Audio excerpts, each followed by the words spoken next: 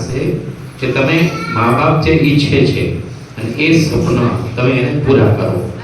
એ ઈચ્છે છે ફક્ત એટલું જ કે કોઈ ફરિયાદ ના આવે, કોઈ એવું કામ મારી દીકરી ન કરે કે મારે સમાજમાં ક્યાંય નીચું જોવાનું થાય.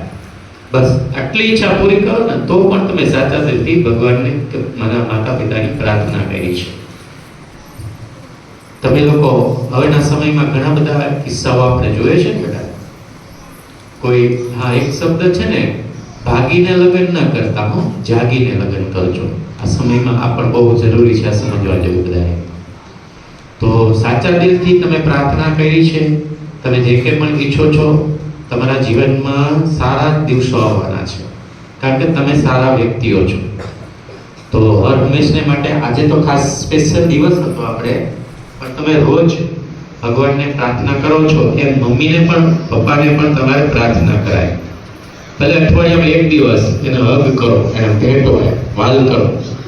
મમ્મી કે પપ્પા બહુ થાકી ગયા હોય ત્યારે ખાલી પૂછો કે મમ્મી થાકી ગઈ છે, આટલું પૂછશો ને તો એ થાક ઉતરી જશે. સરસ, ચલો તો હવે આગળ અભિષા.